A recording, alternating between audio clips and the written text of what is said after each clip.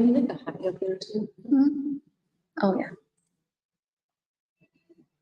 All right, you should be able to get in now. We're live, right? Yep. It should be going everywhere. Cool. All right, I'm gonna go share it from my personal. So where's the camera pointed right now? Right there. See, so like when he comes up, Okay. it'll be right there because it's picture in picture. And then as far as the KPI goes, I could probably, Send a message in the group chat and just send everybody the link. Or you can do that too. yeah, I was just gonna share it. That way they can see our beautiful PowerPoint.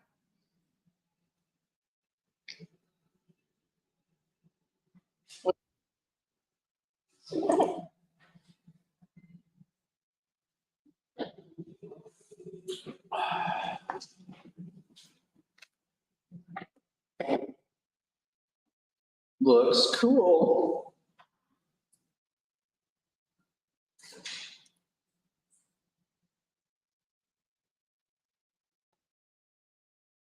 I'll go on Facebook and see how.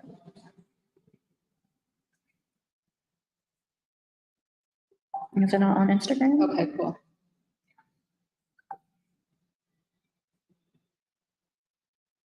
Can you hear me?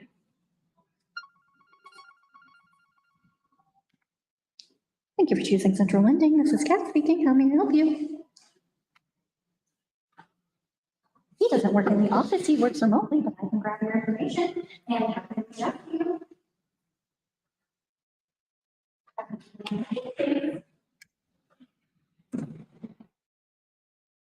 Can you join the link through Facebook and let me know if you can hear me?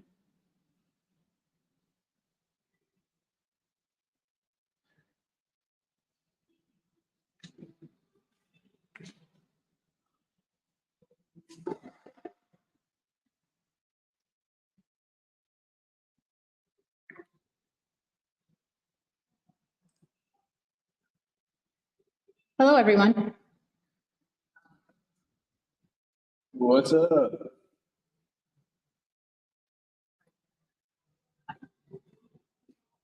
Okay.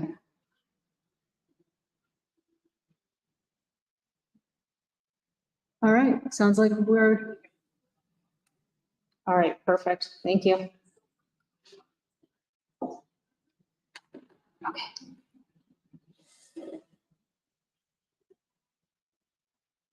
All right, does the link work that David has? I don't know if the link works or not. Okay. Let me see. We test it. Test the new tab.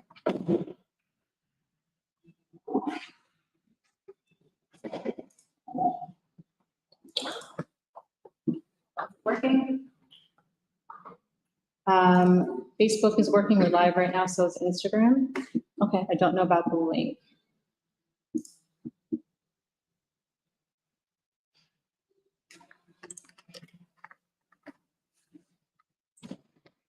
Do you have your email or your, where's the link?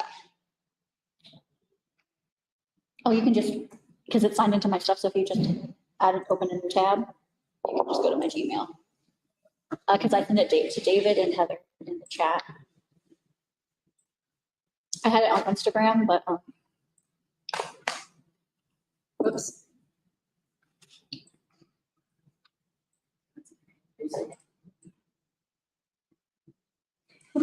Well, one more thing to test. Are you guys excited? Oh my gosh, I did the one thing that was. No. Oh, I'm doing my Vanna. Doing my best to Vanna. So no go on that. Okay, you might be able to just go directly to the, exactly. That's, yeah, that's working when you do that. that was just the link that it gave me when I pulled it up, so. All right, we just need something that people can click and get there. As long as they go to our page, I gave them all of our like socials other than Instagram. I need one button to click that gets us there, so we can send it through email. One link.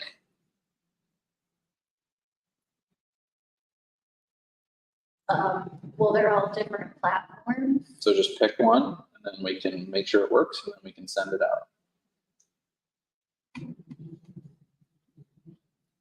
Is anybody on our? Pull it from my graphic instrument. I wonder if this combines the viewers. Yeah, isn't that the link to?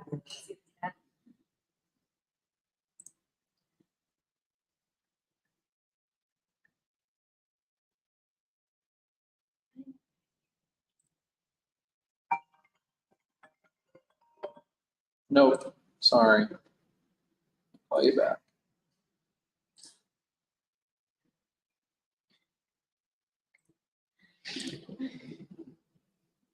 Oh, I was- okay. No, I was trying to get the-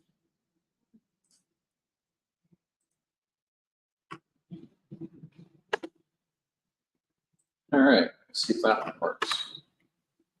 Yep, That looks pretty good. I just sent it to David. Awesome. And hopefully he can get in without being logged in. Should be ideal.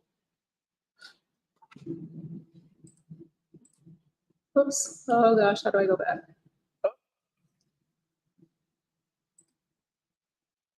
What was the full screen thing? Oh, it's the one that's like a book down at the bottom, right in the corner. There we go, all right. Ready when you are. Okay, can we do the view where it's like two though, so that people can see the camera, thing? I have a picture in picture. Oh, you do have the picture? Yeah, I have a picture in picture. So this should be sharing to the live stream, and then there should be a little one in the corner, you Perfect. up here.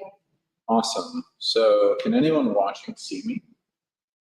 You might want to pull up StreamYard so you can see what people say. I click on Google Chrome, Oops. yeah, and then StreamYard.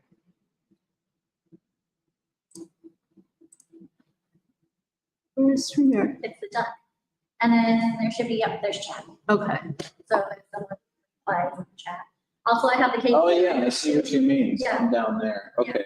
All right. Well, I'm just gonna read through it because I don't want to mess. Oh, actually, is it down here? You guys are down here or are they up here? KPIs are on this screen, but we're gonna have to pull it up. Oh, I'm not gonna do that just because, I don't want to mess it up.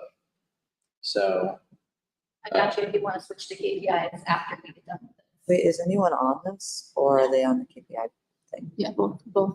we have both calls going. Gotcha. Do we have the KPI call going? Yeah. See the chat on that? All right, cool. If you just tab over. All right, thanks for your patience, guys. We're gonna go in a minute here. We're trying to do a live stream, something a little different.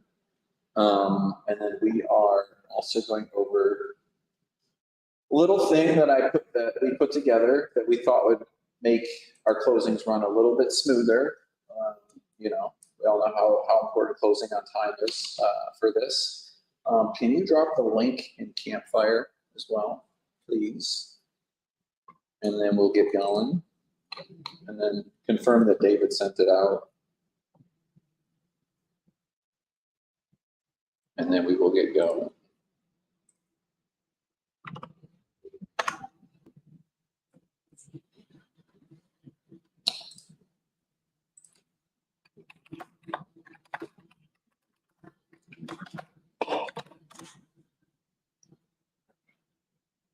And you got it. All right. Send 200 stars to pin your comments. That's weird.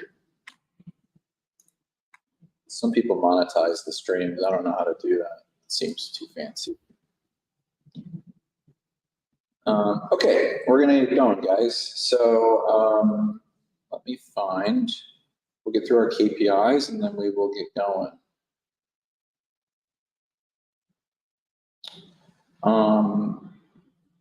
Monday morning team call. Actually, you know what? Can we pull up the sales heroes from last week? Yeah. I just want to see who. It'll be real quick. We'll just do that and then we'll hop back over. All right. So Before we get into our special topic here, just want to congratulate those of you that were putting in some work last week. Jason, Michael, Jamie, Gerard, and Jason were all getting sales quotes out, which of course, that's the first KPI we track. And then pre-approvals, we had Jason, Amish, Jamie, Joel, and Jason all had pre-approvals last week. And of course, the pre-approvals we do here at Central Lending are a little different. It's not just, hey, we ask a few questions and send you a letter. These are live deals that we've thoroughly looked into. They have a live contract, a signed term sheet, paid for value, and we're, putting it in line for closing essentially. So there's a higher barrier for us to pre-approve a deal. It's more of a qualification really. And then we have closings last week. Christian had 2, Evan had a closing, Tom had a closing. You can see the volumes over there. So let's give everyone a round of applause. Thanks, guys. Appreciate you all working hard and keeping us in business here. So this week, obviously, we're early in the week, so there's not much to go over. Okay, let's go back to the slideshow. So we're going to get to this. This is our special topic. But before we get there, I'm going to announce the winners of, do you have those trophies? Thank you. All right, so we're going to announce the winners of May. So something that's kind of interesting we do at Central Lending is we spend way too much money on these solid gold trophies and we give them away, okay? And we give them to our sales leaders. So let me find my notes.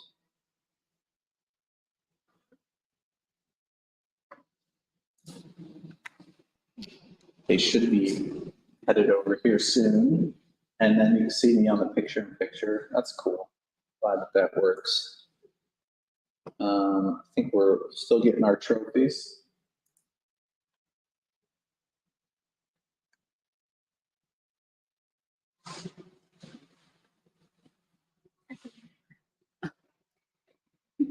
Is it not unwrapped yet? No, hot off the press. All right. Do second place, people. Okay. Well, we will do for May for pre-approvals. In second place with 10 was Jason Taken. Good job, Jason. 10 pre-approvals is, decent. Get a little pipeline going.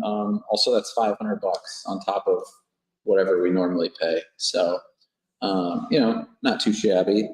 And then second place closing volume, 982,000 was also Jason Taken. So good job, Jason. So $500 there, so $1,000 extra. Can we check on her? See if.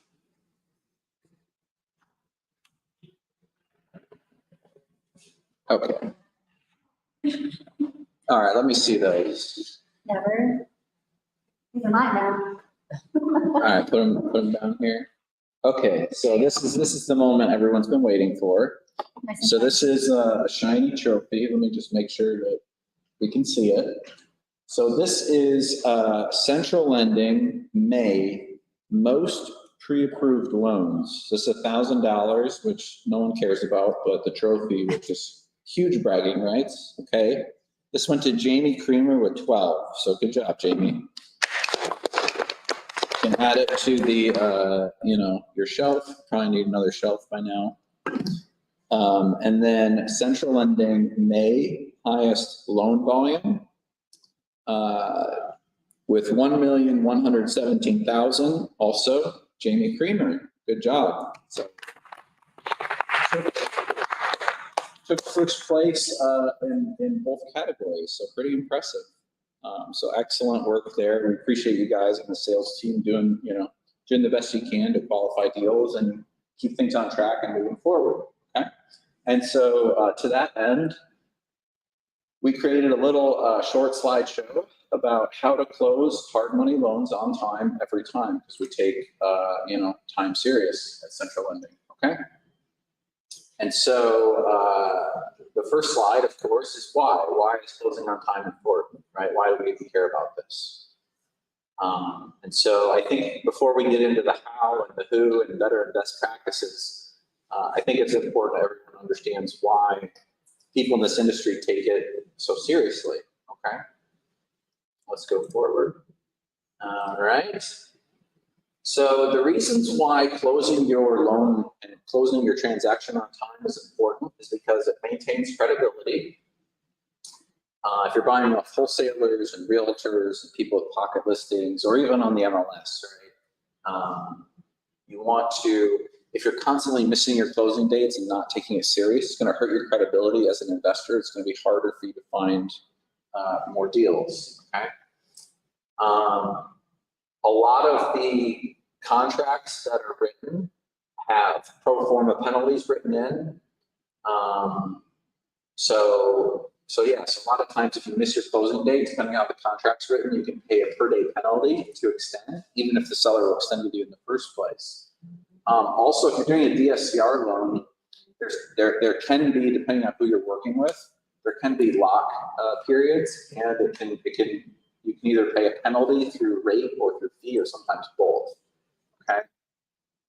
Third thing would be, reducing stress. A lot of times the seller is selling to a cash buyer or an investor who's waived their financing contingency because they think it's a sure thing and they're using that money to go buy a new deal or get out of a problem. So, there can be a lot of stress around these transactions. It's very important to take them seriously and have a smooth transition for both buyers and sellers, okay? And then, of course, just securing the deal, right? So a lot of times you'll have a property under contract at a pretty good price. Sometimes there will be backup offers on that deal, okay? And so if we don't close on time, the seller could cancel the contract if the buyer doesn't perform and possibly sell to a backup offer or remarket the property, maybe for more money or whatever. So, just holding the deal together it can be very important. And then, of course, client satisfaction. You guys could probably tell there's a little bit of ChatGPT into this thing. I probably would have picked different words there, but the point remains, it's all true, right? Client satisfaction. Basically, you want repeat business out there, right? You want brokers to count on you. You want wholesalers to count on you. You want to be a professional, be reliable in the industry. If you're not taking your dates serious, it's going to be really hard for you to find deals, okay? So this is why closing on time is important. So now that we've understood why closing on time is important,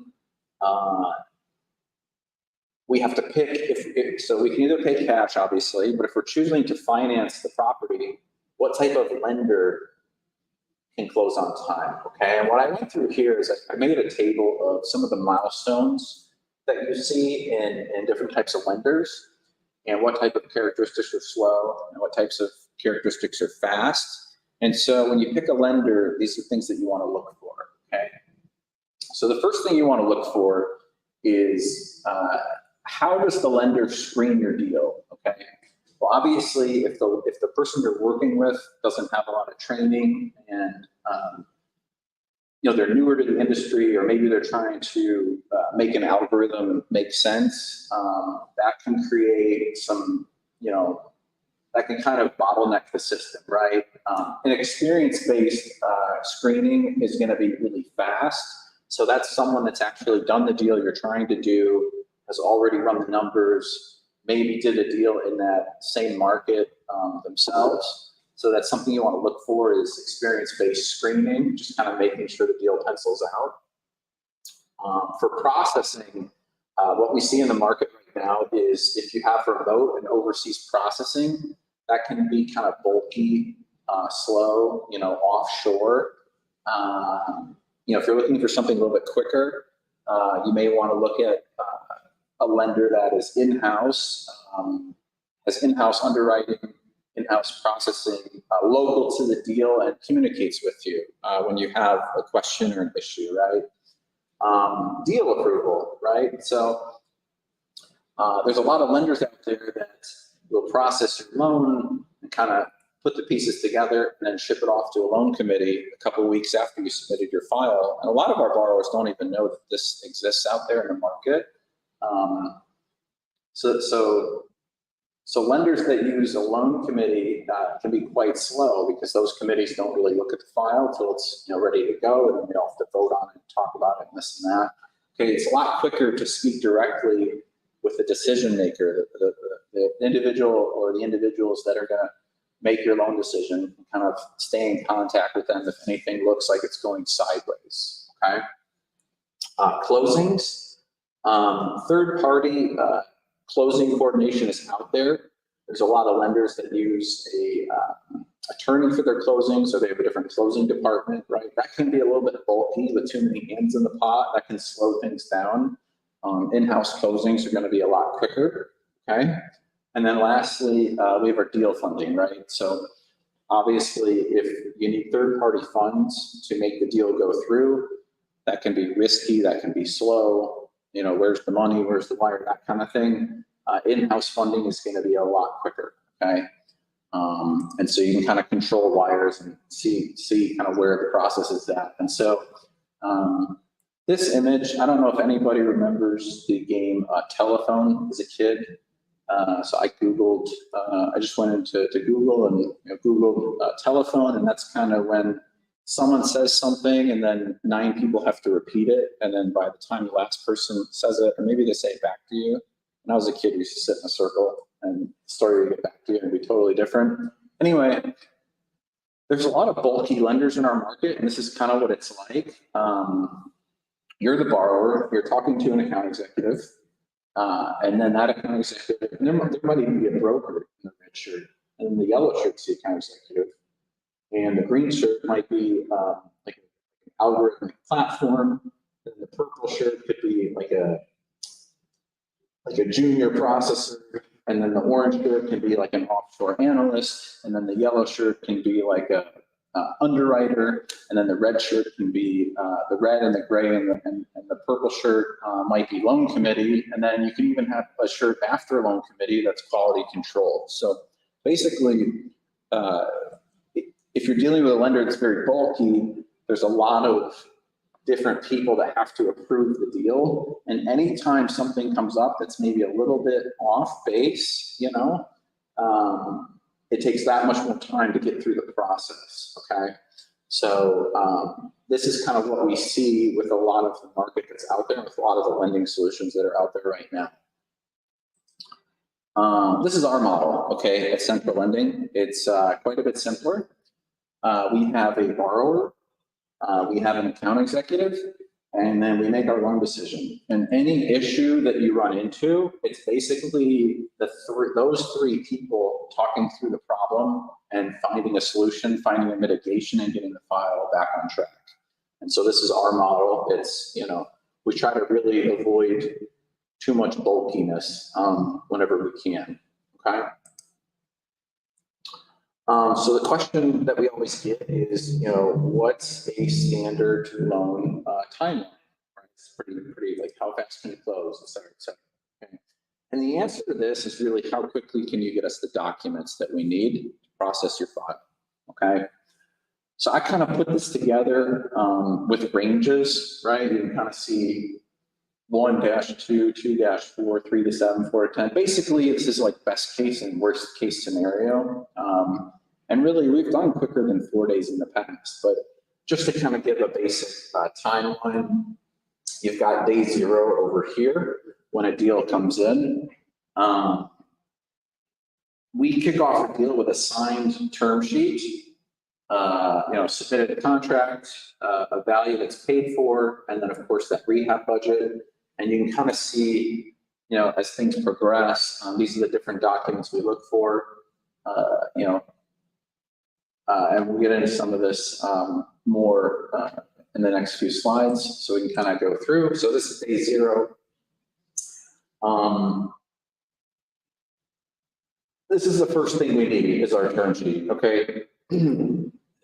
This piece is very critical to meeting or exceeding expectations. And a lot of people just gloss this over and don't really take it seriously. You have to make sure the data on our term sheet is accurate, okay? It's extremely important. Whenever we move up a deal, where the data on the term sheet doesn't match the true scenario, it really kind of puts a wrench in the pipeline, because if you tell me your credit is 750 and I pull it and it's 630, well, that's not going to be a smooth process for anybody, right? If you tell me your experience is 4, but really you've painted 4 houses for someone else and you don't have any experience, like maybe we could have done the deal, but we would have preferred knowing all the facts going into it, okay?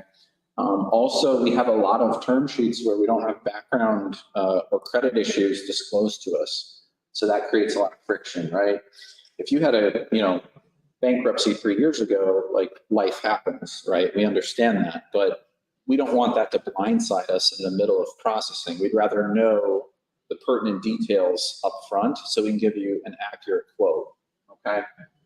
And then as I alluded to here, term sheets should be conservative and represent like a worst case scenario. Basically, when you come to a lender, you should always be conservative on your ARV, conservative on your experience, conservative on your credit, and see if they're still comfortable with that deal, right? We get a lot of scenarios that are sent to us where they think that if they just say the value is way more than it is, somehow it's going to make the loan better for them. And it actually works in the exact opposite, because when we actually do our due diligence and we come back with the real numbers that are, lower than what was expected up front, it creates a lot of frustration for everybody in the process. So term sheets are extremely important. Ours are extremely thorough. We have a lot of data points on our term sheet. And I would caution you guys against using lenders that have kind of boilerplate term sheets with, hey, what's your credit? Sure, no problem. And they don't really go into the granular detail that we do, okay? So we take our term sheets very seriously. And whenever we've never missed a funding on a term sheet that's been accurate, okay? It's something we take very serious. The second thing we're gonna wanna do to get a deal kickstarted is to submit all the contracts and addendums, right? And this includes wholesale agreements. So a lot of times we'll see a purchase contract come in and we'll qualify a loan, but sometimes we'll see an addendum with a seller credit, and that never makes its way to our team. It's something we notice on the settlement statement at the end. They negotiated a 20K seller credit, or maybe they changed the entity they're buying. And so we just need, or sometimes there's just a price change addendum and we don't see it, right? So it's really important that we're given all copies of all contracts so that we can understand the deal, understand the numbers behind the deal, and make sure we fund it on time. Another thing we did is we get a lot of wholesale deals, and we'll ask the buyer for the contract and they'll send over some assignment agreement, which is part of the story, but that doesn't mean anything unless there's an underlying contract that secures equitable interest in that deal. So we want to now it's okay for wholesalers to make money, obviously, but we want to understand that there's a clear chain of title here, and that everything is being done sort of by the book and legally. Okay. The third thing we look for on day 0 is going to be a paid for value, right? So at Central Lending, we don't charge you any fees until you get to the closing table and you're satisfied with everything. We do ask you to pay for a third-party value, and for us, that's your skin in the game. Before we invest 10 to 15 hours into getting your file, put together, we ask you to pay a third party to gesture of good faith, just to show us that you're serious about continuing with the loan. That being said, if you're unhappy with our loan or with our process, that value is yours to keep. You paid for it. You can have it. You can use it with another lender. No problem. Okay. And the quicker we get that taken care of, the better. And then the last thing we get, and we're going to start getting this a little bit earlier, is our rehab budget. Okay. And a construction loan, this is probably the single most important document in the entire process. So this document, a lot of people just kind of skim through it and don't pay attention, kind of just try to get it out of the way. You know, they'll throw numbers on the sheet and push it in. You know, this document is very important for a lot of reasons, okay? It's probably the most important document in a construction loan. And we elaborate on that in the next slide, okay? Next couple slides, actually. So just a few things to keep in mind on your rehab budget. You know, knowing your regulations. I'm not going to go through all of these, but what requires a permit? Can you actually do short-term rentals? Are you in a historic district? A lot of people, especially if they're new, don't even know these are a thing, and then it changes the type of work they can do. If you're doing a heavy rehab, we get this one a lot. If you're adding bedrooms and bathrooms, or you're changing the square footage, just understanding the before and the after data points of each thing you're changing. So for example, if you're buying a 3.1 and you're turning it into a 4.2, we need to be very precise about what it is now, because that's our as-is value, what it will be when it's done, and that's our after repair value. A lot of times we will get one data point or the other, and we're kind of left guessing what's going on with the deal. Okay, so especially if you're doing a heavy rehab, make sure it's crystal clear what you're doing. I did not have a chance to insert the sketch, unfortunately, but we get that too, where borrowers will be putting in like a bedroom or a bathroom, and we don't necessarily need architectural drawings or something like that to get the loan approved and funded, but we do need to know like where this thing is going, and if a permit is required, that you actually know how to go get it, and then what location in the house are these walls going in, right? So just kind of some common sense stuff. A couple of tips here, obviously, just getting, especially if you're a new investor, getting your 4 points looked at. Yeah, I think we're good with this slide. Okay, so this is day 1 and 2 of the life cycle. We talked about day 0.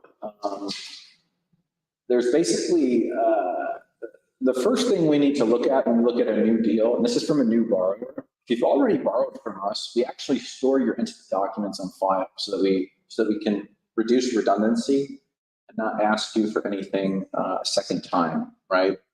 So the first set of data we need is your entity documents, and we go into detail on that later.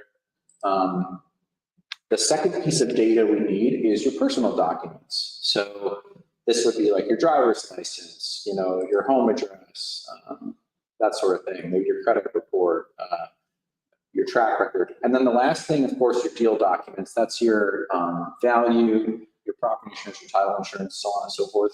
So these 3 things are, can you go back for a second? Oops. That's okay.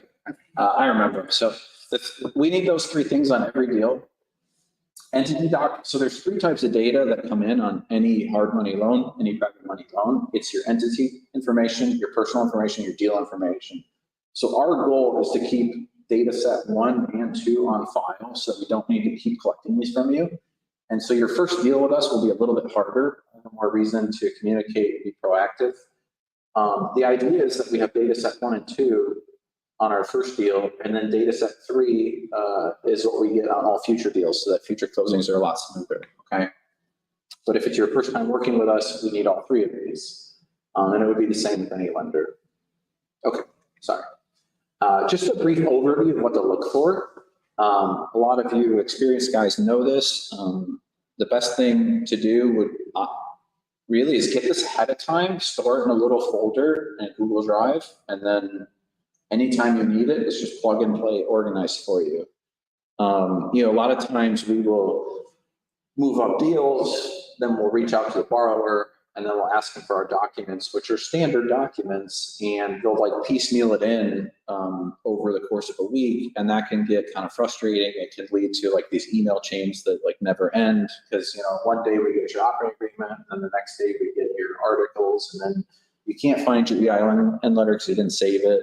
So now you're either calling the IRS or asking us to take a W-9, or we just want to make sure that we have the right information on file, right? So save this stuff, save this slide. It's just a little checklist of what you need. Any lender's going to need it. These are common sense documents that you need to transact as an entity, right? So, okay, we can move forward. And then your personal docs, right? So you need to have a driver's license, right? Or a passport. Your track record. You know, if you told us you did 5 deals in the past, well, we're going to quote you on pretty favorable terms, but then we're going to verify. So having that organized ahead of time is helpful. That way you don't have to go into Excel and kind of start over. You know, recent bank statements, just making sure you're not laundering money or borrowing a down payment, not telling us about it, or making sure you're not a straw borrower, that kind of thing. Also, a lot of times with the liquidity, we're making sure that borrowers aren't overextending themselves. A lot of times they didn't do the math on the deal and they're going to run out of money in the second or third month. So like, we're trying to make sure that basically we don't have to sue you, right? It's mutually beneficial to make sure that financially you can afford the deal that is being proposed. Okay. So this is deal documents. So we went over entity documents, personal documents. These are deal documents, right? What do you need for a deal? You need hazard insurance. That's property insurance. In Florida right now, that can be a little bit frustrating. So we recommend getting started on it quickly. What's the next one? Title insurance. You don't need to do anything here. You just give us your title company contact. You know, please pick someone that's reputable, and we do this for you. Your rehab budget, of course, that we went over. Then your value. Values, we're getting these back in like 3 to 6 days, depending on how quickly the property gets inspected and you know, how quickly we get the budget in, and whether or not we rush it, right? But every deal that you have is these are variable on the deal. So if we save your entity stuff and we save your personal stuff, we're still gonna need these on each future deal, okay? So that was day 0. It's a lot to take in, but that's why if you have it organized ahead of time, it makes things a lot smoother, right? So this is day 2 to 4 of your loan process.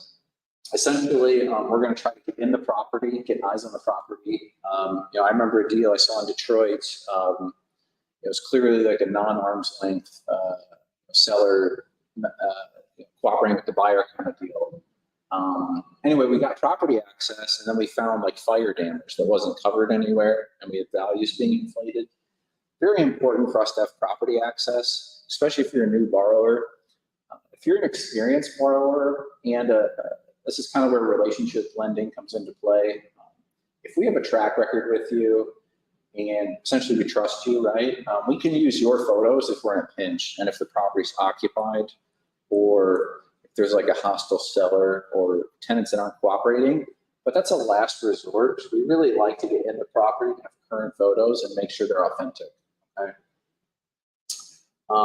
You want to get started on your insurance quotes at this stage in the life, at this stage in your loan. You don't want to wait until the day before closing to get your insurance quotes.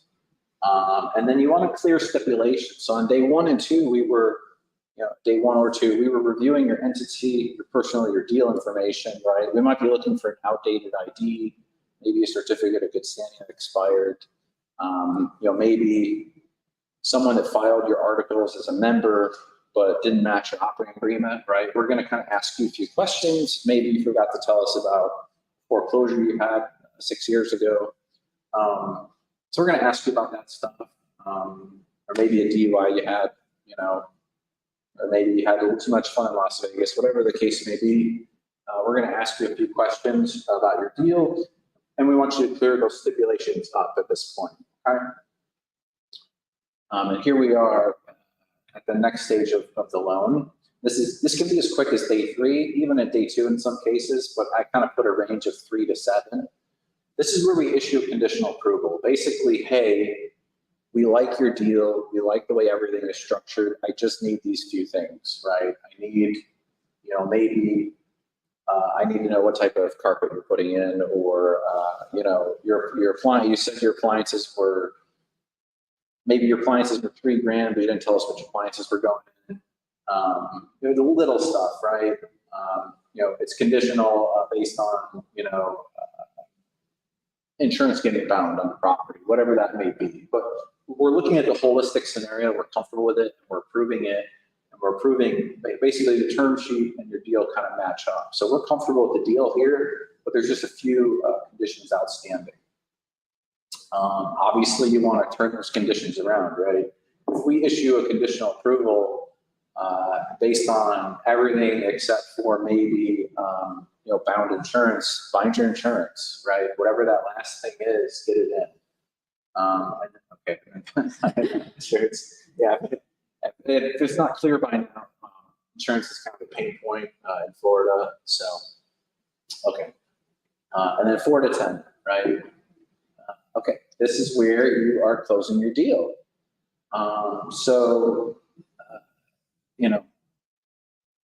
Obviously closing your loan, you have to sign loan documents.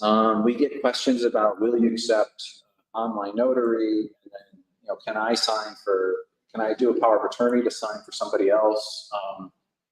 Unfortunately, we can do remote notary, meaning they travel to you, as long as title is comfortable with that. But we don't really do online notaries yet.